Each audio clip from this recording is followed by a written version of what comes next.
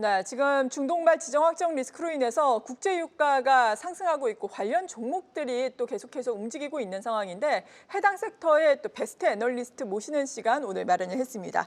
한경 베스트 애널리스트 정유화학 1위를 차지하신 하나증권의 윤재성 연구위원 나오셨습니다. 어서 오세요. 네, 반갑습니다. 네. 일단은 뭐 지정 확정 리스크가 어느 정도 이어질지 봐야 되겠지만 국제 유가의 상단은 지금 어느 정도까지 보고 계세요? 말씀하신 대로 그 호르무즈 해협의 봉쇄 기간이 중요할 것 같고요. 네.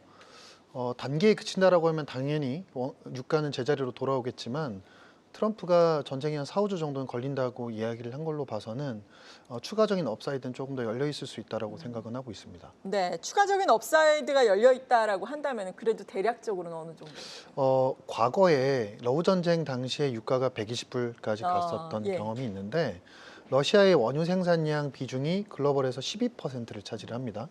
이번에 호르무즈 해협을 통과하는 원유의 수송량은 글로벌에서 20%를 차지하거든요. 그러면 러우 전쟁 당시 대비해서는 지금의 차질 영향이 좀 더 크다라고 해석하실 수 있고요. 그러다 보니까 그 당시에 기록했던 유가는 트라이 가능할 수도 있겠다라고 생각은 하고 있습니다. 네, 국제유가 배럴당 120달러 트라이는 상방으로 가능할 것이다라고 네. 말씀해 주셨고 이런 가운데 오펙 같은 경우에는 진상 결정을 내렸었잖아요. 그리고 네. 뭐 중국의 비축유 방출 등 이러한 이슈들이 국제유가의 상방을 좀 제한하는 데는 영향을 줄까요? 어떻습니까? 물론 오펙에서 생산량을 늘려준다라고 하면 네. 전반적으로 심리적으로 안정이 될 수는 있겠지만 지금의 문제는 오펙에서 생산되는 원유가 이동이 안 된다는 부분이기 때문에 그런 점들을 감안해 보면 실질적으로 전체 시장에 미치는 영향은 제한적일 수 있다라고는 생각을 하고 있습니다. 네, 역시나 호르무즈 해협의 봉쇄가 이 이동과의 문제가 있기 때문에 상당히 중요한 변수가 된다라고 생각이 그렇죠. 드는데 트럼프 미국 대통령 같은 경우에는 호르무즈 해협을 통과하는 유조선을 미국 해군이 또 호위를 할 것이다 이런 발언을 했잖아요. 네. 이게 뭐 현실화 가능한 이야기인가요? 새벽 중에 소폭 내려오긴 네. 했었는데 물론 이런 부분들이 뭐 긍정적인 영향을 줄 수는 있습니다만 지금 트럼프도 어쨌든 유가가 올라가면서 휘발유 가격이 올라가면 물가 부담을 느낄 수밖에 없기 때문에 이런 부분들을 의식을 해서 아마 뭐 정치적으로 이런 발언을 했을 것 같고요. 실질적으로 물리적으로 가능할 수는 있다라고 보지만 그 부분을 얼만큼 더 막아줄 수 있을지는 좀 지켜봐야 된다라고 생각을 하고 있습니다. 네, 좀 지켜볼 필요가 있다라고 말씀해 주셨는데 우리가 학습 효과 많이 이야기를 하잖아요. 요 며칠 사이에. 과거에 중동에 지정학적 리스크가 있었을 때 정유주의 동향은 어땠습니까? 오늘 같은 경우에는 뭐 어제 급등한 이후에 오늘 급락하기도 하고 뭐 이런 네네. 상황이거든요.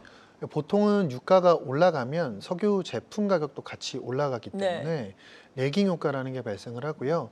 그러면서 정제 마진이 좋아집니다. 실제 실적도 좋아지는 그림이 나올 수가 있거든요. 그래서 보통의 케이스는 유가가 올라가면 긍정적으로 반응한다라고 보시면 되겠는데 과거에는 물류 이동과 관련된 이슈는 아니었단 말이에요. 근데 이번에는 물류 이동과 관련된 이슈이기 때문에 이게 장기화된다라고 하면 우리나라 정유사 그리고 화학업체들 동시에 원료 조달을 못 받을 가능성이 있습니다. 그게 이제 가장 큰 리스크고요. 개인적으로 생각할 때는 한 달에서 두 달 정도 전쟁이 지속된다라고 하면 실제로 원유를 못 받을 수가 있기 때문에 길게 봤을 때는 사실 좋은 이슈가 아닐 수는 있습니다. 네, 그렇군요. 일단은 그렇다면은 단기적인 주가의 변동성은 어떻게 보세요? 단기적으로 봤을 때는 유가가 올라가면서 제품 가격이 올라가기 때문에 실제로 정제 마진도 많이 좋아졌어요. 그래서 그런 점을 긍정적으로 반영하는 것 같고 말씀드린 것처럼 한두 달이 넘어가기 시작하면 가동 자체가 안 될 가능성이 있기 때문에 그때부터는 리스크를 대비해야 된다고 생각을 하고 있습니다. 네. 그래서 아마 지금의 변동성은 단기적으로 호재인 부분과 중장기적으로 좀 부정적일 수 있는 부분들이 서로 엇갈리면서 변동성이 커지는 국면이라고 보시면 될 것 같습니다. 네, 이것도 앞서 말씀해 주신 호르무즈 해협 봉쇄가 어느 정도까지 이어질 것인가가 주요 관건이 될 것으로 맞습니다. 보이는데 시나리오별로 또 정유주의 주가 전망을 보다 세부적으로 좀 해주신다면요. 일단 유가가 80불 때까지는 수요 파괴는 나타나지 않을 수 있어서 긍정적으로 볼 수 있지만 80불에서 90불이 넘어가기 시작을 하면 사실 휘발유 가격도 더 많이 올라가기 때문에 수요 충격을 줄 수가 있습니다. 그래서 유가 레벨로 따지면 아마 8, 90불이 넘어가면 실질적인 수요 타격이 있을 수 있어서 그 부분을 리스키하다라고 보시면 될 것 같고요. 아까는 기간을 말씀드렸지만 기간으로 따지면 한 두 달 정도 넘어가면 위험할 수 있다라고 말씀드릴 수 있을 것 같습니다. 네, 일단 그렇다면은 두 달 안에 끝난다면은 정유주의 실적에는 좀 긍정적일까요? 일단 지금 1분기 실적이 4분기 대비해서 감익되는 걸로 추정이 되어 있는 상황입니다. 아마 시장에서는 유가가 하락하는 걸로 가정하지 않았을까라고 생각하고 있고요. 네. 그런데 시장의 생각과는 달리 유가가 지금 올라 있는 상황이기 때문에 아마 1분기의 실적은 4분기 대비해서 큰 폭으로 증액이 될 거고 컨센서스 대비로도 굉장히 큰 폭의 상회하는 실적을 내놓을 수 있을 거라고 생각을 하고 있습니다. 네, 그렇군요. 그렇다면 정유주 내에서 지금 이에 따라서 실적이 크게 개선될 것으로 보고 계신 종목이 혹시 있으시다면? 정유주 전반적으로 실적이 다 개선될 거라고 생각을 하고 있고요. 우리나라 4대 정유사가 있잖아요. S-오일이 대표적으로 상장되어 있는 회사고 S-오일의 실적이 일단 가장 큰 폭으로 개선될 것이고요. 그리고 SK이노베이션 같은 경우도 덩달아서 좋아질 수 있기 때문에 그런 점들을 생각해 보면 우리나라 정유사들은 전반적으로 지금 단기적으로 봤을 때는 수혜가 될 수 있다고 보고 있습니다. 네. 그런데 앞서 말씀을 하신 것처럼 이 중동의 지정학적 리스크가 2달을 넘어가면서 원료 조달 자체에 차질이 생길 경우에는 실적도 그렇다면은 뭐 2분기라든지 3분기라든지 이때는 좀 꺾일 것이다. 이렇게 봐야 되는 건가요? 현재로서는 2달 이상 지속된다라고 네. 하면 실적이 당연히 이제 2, 3분기가 되면 떨어질 수밖에 없는 상황이 될 것 같긴 합니다. 네. 그리고 이 지정학적 리스크가 화학 제품의 판가 상승 압력으로도 작용을 하는 건가요? 러우 전쟁 당시에는 러시아의 석유화학 생산 비중이 2%밖에 안 됐기 때문에 굉장히 미미했었습니다. 네. 근데 중동 같은 경우는 글로벌에서 석유화학 제품 생산 비중이 대략 한 14% 정도 되거든요. 그러니까 러우 전쟁 당시 대비해서는 훨씬 더 석유화학 제품 쪽에서 미치는 영향이 크다라고 보시면 될 것 같고요. 그래서 석유화학 제품 가격도 최근에 덩달아서 지금 급등하고 있는 모양새가 나타나고 있는 상황입니다. 네. 근데 화학주 같은 경우에는 지금 구조조정의 그 노력을 많이 하고 있는 상황이잖아요. 이에 따라서 최근에는 저점 대비해서 좀 올라오는 양상도 나타나긴 했었는데 이 부분은 그 전에는 어떻게 보고 계셨어요? 일단 최근에 석유화학 시황이 3개월 정도 우상향하는 모습을 나타냈었고요. 그 근본적인 이유가 뭐였냐면 중국이 지금 본인들도 굉장히 힘들어하기 때문에 구조조정을 굉장히 강하게 진행을 하고 있는 상황입니다. 이제 지금 전인대가 진행이 되고 있는 과정일 텐데 15차 5개년 계획이 아마 발표가 구체적으로 날 거고요. 그 15차 5개년 계획 안에 보면 중국의 석유화학 설비를 얼만큼 줄일 것인지에 대한 내용들이 아마 구체적으로 나올 겁니다. 그 규모가 지금 예상하는 바로는 굉장히 큰 규모예요. 대략 한 중국 전체 설비의 10% 내외가 구조조정될 가능성이 있었거든요. 그러다 보니까 그런 부분들을 반영을 해서 최근 3개월 동안 석유화학 시황이 계속 올라오고 있었던 상황이고 거기에다가 지금 중동의 공급 차질까지 발생을 하다 보니까 추가적으로 석유화학 제품 가격은 더 올라오고 있는 상황이라고 생각하시면 됩니다. 네, 그렇군요. 그렇다면 중국발 구조조정 이슈를 우리나라가 어느 정도 반사 수혜를 입을 것으로 지금 예상하고 계세요? 네, 글로벌에서 차지하는 중국의 생산 비중이 대략 한 15%가 넘어가기 때문에 굉장히 큰 지역이란 말이에요. 그러다 보니까 중국의 구조조정은 결국 글로벌 시황에도 긍정적인 영향을 줄 수가 있고 우리나라 업체들에게도 반사 수혜가 될 수 있는 부분은 분명히 있다라고 생각을 하고 있습니다. 그리고 우리나라도 지금 롯데케미칼을 시작으로 해서 구조조정이 지금 시작이 됐기 때문에 전반적으로 공급이 좀 줄어들 수 있는 가능성들이 많이 생겨났죠. 그래서 단기적으로 보면 석유화학 같은 경우도 제품 가격은 올라갈 수 있다고 봅니다.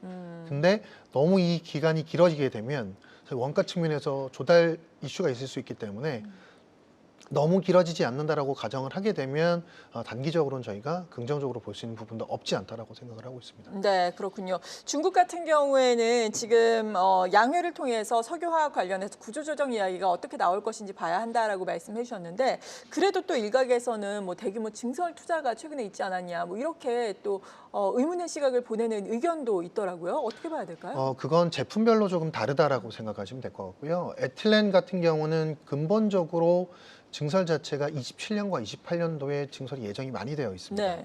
그런데 다운스트림 제품들 중에서 뭐 예를 들어서 ABS라든지 스판덱스라든지 이런 다운스트림 제품들 같은 경우는 증설이 없는 사이클로 들어갑니다. 사실은 지난 한 3, 4년 동안 증설이 많았지만 이제는 증설이 없는 사이클로 들어가기 때문에 이런 다운스트림 제품군들 같은 경우는 상대적으로 수급 밸런스가 조금 양호해 줄 수 있다고 생각을 하고 있고요. 그래서 업스트림보다는 다운스트림에 조금 더 집중하시길 제가 권고를 드리고 있는 상황이라고 보시면 됩니다. 네, 정유 그리고 화학주 내에서 최선호주 탑픽 종목을 좀 꼽아주신다면요.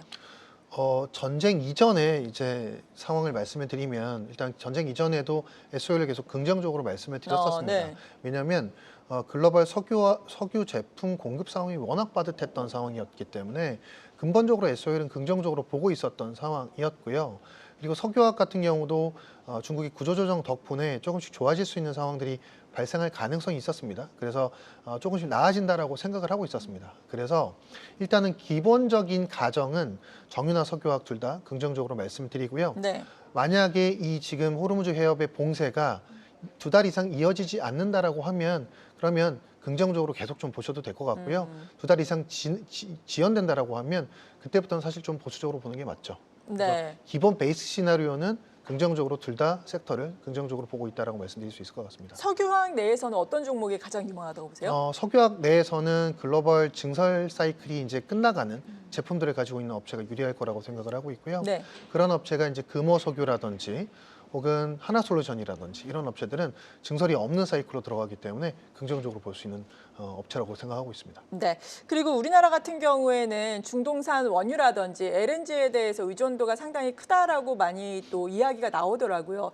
여기에 대해서 원유 그리고 제품 비축분이 정부가 상당히 많다라고 리포트를 통해서 말씀하셨던데 네. 이 부분도 좀 소개를 해주신다면요. 우리나라가 수출을 많이 하는 국가인데 수출을 하지 않고 버틴다라고 하면 지금 7개월치의 석유 제품과 원유를 가지고 있습니다. 네. 그런데 만약에 수출을 한다라고 하면 우리나라가 절반 정도로 수출을 하거든요. 그럼 대략적으로 우리나라는 호르무즈 해협으로부터 원유를 못 받더라도 대략 한 3개월 정도는 버틸 수 있다라고 생각하시면 돼요. 3개월. 네. 네. 3개월 정도는 비축하고 있다라고 생각하시면 될 것 같아요. 네. 그런데 일단은 뭐 장기전으로 갈 것이다 이러한 예상은 지금 많지는 않은 상황인 거죠. 그렇죠. 사실 그 이란의 미사일 개수라든지 이런 얘기도 하고 있고 미국에서 지상군 투입에 대한 이야기도 지금 같이 하고 있는 상황이기 때문에 실질적으로는 전쟁 자체가 길어지긴 좀 어렵다라고 생각하는 시각이 많죠. 네. 그리고 여기 보니까 에너지 가격 급등을 해지할 수 있는 포트폴리오 구성이 필요하다. 앞서서 우리나라에서는 유망 종목을 말씀해 주셨는데 글로벌로도 좀 보고 계신 거예요? 글로벌로도 생각을 계속 하고 있는 네. 상황인데 이게 결국은 유가만 올라가는 게 아니라 지금 천연가스 가격도 많이 오르고 있고요. 천연가스 가격이 올라가면 석탄 가격을 건드리게 됩니다. 그래서 석탄 가격도 올라갈 거고 석탄 가격이 올라가게 되면 비료 가격도 같이 올라갈 수가 있거든요. 그래서 지금은 에너지 가격 전반적으로 다 올라가는 사이클이고 실제 미국에서도 보면 정유업체 그리고 그다음에 석유 그 비료업체 이런 업체들이 석탄 업체까지도 지금 움직이고 있는 상황이거든요. 그래서 지금의 움직임은 에너지 가격을 해지하기 위한 포트폴리오 구축이 일어나고 있는 상황이라서 이런 석탄 혹은 가스, 원유와 관련된 업체들을 위주로 좀 보시는 게 맞다라고 생각을 하고 있습니다. 네, 그렇군요. 이 중동발 지정 확정 리스크가 2달 이상 가지 않는 것이 상당히 중요한 포인트가 되는 것 같고 지금 원유라든지 그리고 석유 화학 쪽을 여전히 긍정적으로 펀더멘털상으로도 보고 계신 것 같은데 마지막으로 이 섹터 내에서 투자 전략 소개를 해주신다면요. 일단은 근본적으로 저는 전쟁이 나기 이전에도 조금씩 좋아질 수 있었던 상황이었다고 생각을 하고 있었고요. 전쟁이 길어지지 않는다라고 가정을 한다라고 하면 계속 추세적으로 좋아질 수 있는 부분들이 충분히 있다라고 보고 있고 가장 큰 근거는 중국의 구조조정이 이제 본격화되었다라는 부분 때문이라고 보시면 될 것 같습니다.